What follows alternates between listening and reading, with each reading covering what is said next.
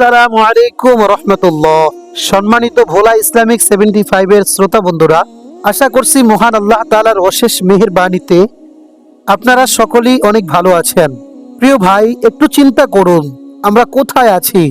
মহান আল্লাহ তাআলার পথে আমাদের কতটা সময় দেওয়া উচিত? মৃত্যুর পর ফয়লা গড় হবে আমাদের কবর, অতঃপর সেখান থেকে হাসরের দিন উঠানো হবে বিচারের। মহান আল্লাহ পাক রব্বুল আলামিন বলেন, হে মানুষ, আমি তোমাদের শরীরকে মাটি দিয়ে তৈরি করেছি, অতঃপর মাটির মাঝে নিয়ে যাব, আবার ওখান থেকে উঠাবো হাসরের মাঠে।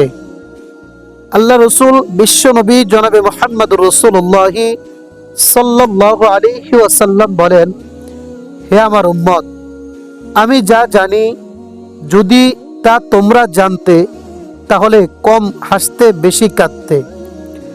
একসময় লাহোর শহরের একটা কবরস্থানে আশ্চর্য একটা ঘটনা ঘটল। একটা কবর ধীরে ধীরে ফাঁক হয়ে গেল। সশব্দে ফাঁক হওয়া কবরটি একজন মহিলার। মহামহিম আল্লাহ পাক রব্বুল আলামিনের আশ্চর্য ক্ষমতার প্রকাশ। লাশটিরও কাফন পুরাপুরি নতুন, এক ফোঁটা ময়লা মাটি নেই, অথচ কবরটি অনেক দিনের পুরানো। মহিলার স্বামী এলেন খবর পেয়ে, তার অনুমতি নিয়ে কাফনের কাপড়ের মুখের দিক থেকে খোলা হলো। আশ্চর্য, কোনো পচন নেই, তাজা আলোকিত একজন চেহারাওয়ালা লাশ। সবাই স্বামীকে জিজ্ঞেস করতে লাগলেন, আমাদের প্রশ্ন আপনার কাছে, আমাদেরকে একটু জানান, আমাদেরকে একটু শোনান, এই পবিত্রা মহিলা জীবনে কি আমল করেছেন, কি এমন আমল করতেন, কি এমন ভালো কাজ করতেন যার কারণে এত বড় উঁচু মর্যাদা হাসিল করলেন। অতঃপর সেই স্বামী লোকটি চুপ করে রইল, মাথা নিচু।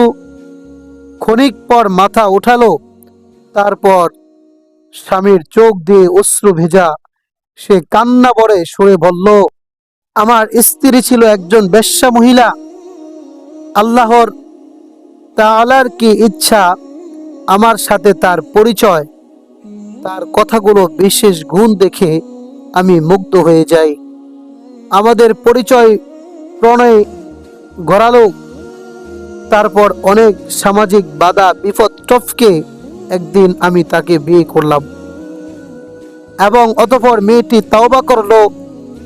অতঃপর মেয়েটি তাবলিগ জামাতে মেয়েদের তালিম হয় সাহিওয়ালে, ওখানে সে যাওয়া আসা শুরু করলো। দিনই কথা শুনে তীব্র অনুতাপে অস্থির, আকুল আর ব্যাকুল হয়ে পড়ল আল্লাহর কাছে ক্ষমা পাওয়ার জন্য। রোজ বাসায় তালিম করত ঘন্টা খানিক সময়। সারাদিন সংসারের কাজের পাকে পাকে নামাজ, ইবাদত, বন্দিগি, কোরআন তেলাওয়াত ও জিকির আজকারে মুশকুল থাকত।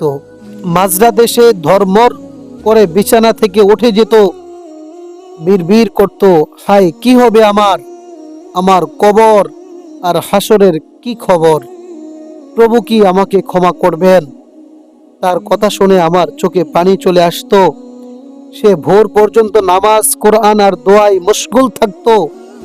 দুহাতে সে বলতো, হে পরম করুণাময়, সবাইকে মাফ করো, ক্ষমা করো, বিশেষ করে আমি যে পাপে লিপ্ত ছিলাম তাহাদের তওবা করো, আমাকে তুমি ক্ষমা করো। সে চিৎকার করে কাঁদতো দোয়ার মাঝে, আল্লাহর কাছে মুনাজাত ধরে। ভোর পর্যন্ত এইভাবে আল্লাহর কাছে আহাজারি করে যেত, কান্না করে যেত।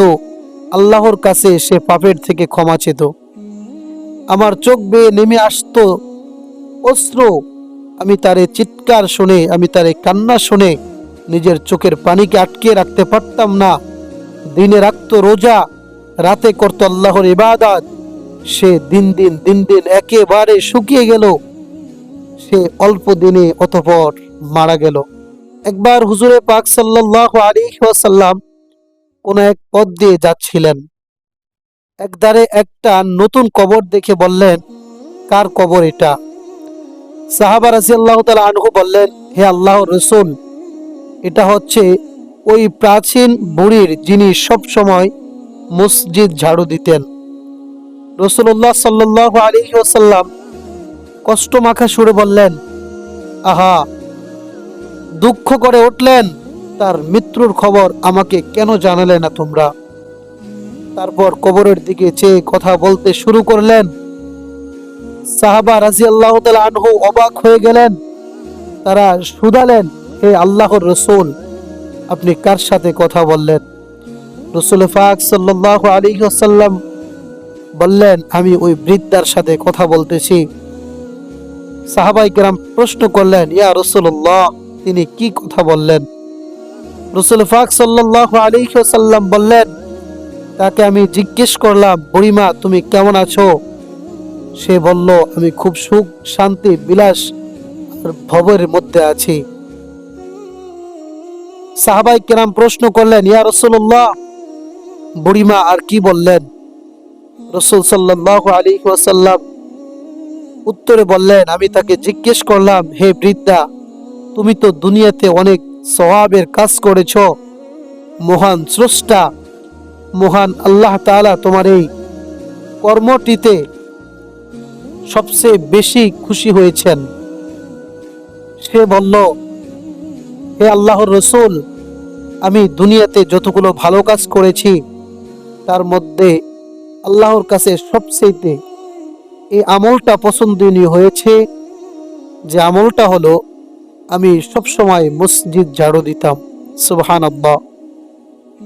একদিন আকাই নামদার তাজের মদিনা দুই দুনিয়ার বাদশাহ হুজুর আকরাম সাল্লাল্লাহু আলাইহি ওয়াসাল্লাম জান্নাতুল বাকিতে গেলেন। অনেকগুলো কবর দেখলেন, খুশি হলেন। শেষমেশ একটা কবরের সামনে দাঁড়ালেন। তার চেহারা মুবারক ঘাম দেখা দিল। অস্থির হয়ে পড়লেন। দুশ্চিন্তায় চেহারা কালো হয়ে উঠল। হয়রান পেরেশান হয়ে গেলেন রাসূল।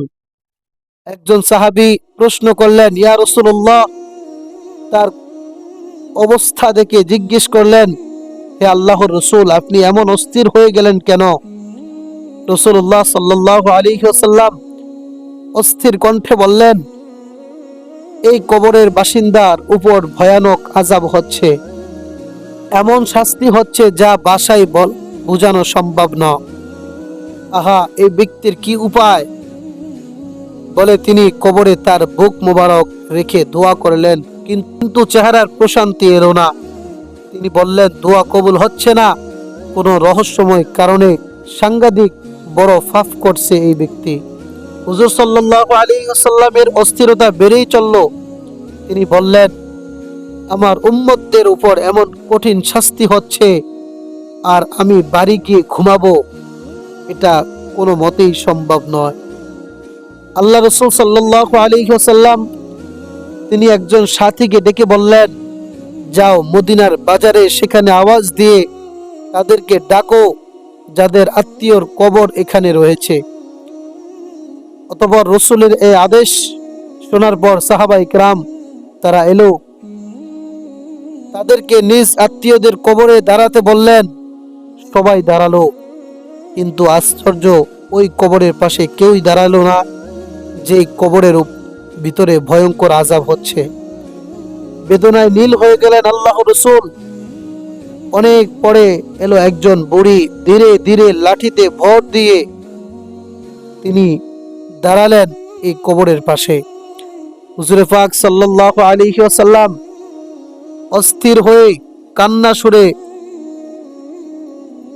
তারপর বৃদ্ধাকে জিজ্ঞেস করলেন, হে বৃদ্ধা মা, এটা কার কবর? অতঃপর বৃদ্ধা মা বললেন, আমার ছেলের। বৃদ্ধা বললেন, আমার ছেলের কবর? রাসূল সাল্লাল্লাহু আলাইহি ওয়াসাল্লাম বললেন, আপনার ছেলের কবরে ভয়ানক শাস্তি হচ্ছে। অতঃপর ওই বৃদ্ধা মহিলা বললেন, ইয়া রাসূলুল্লাহ, এটা কি সত্যি সত্যি বলছেন আপনি? আল্লাহর হাবিব বিশ্বনবী জনাবে মুহাম্মদুর রাসূলুল্লাহ সাল্লাল্লাহু আলাইহি ওয়াসাল্লাম বললেন, হে বৃদ্ধা মা, আমি সত্যি বলেছি। কি আশ্চর্য বিষয়!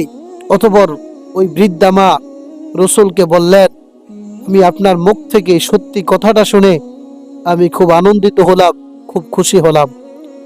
আল্লাহ রসুল সাল্লাল্লাহু আলাইহি ওয়াসাল্লাম অবাক হয়ে বলতে লাগলেন, আল্লাহ মাফ করুন, আপনি এ কি বলেছেন মা, সে আপনার সন্তান। শুনুন তাহলে। অতঃপর বৃদ্ধা মহিলা আল্লাহ রসুলকে বলতে লাগলেন, হে আল্লাহ রসুল, তাহলে শুনুন, এই বাচ্চা যখন আমার পেটে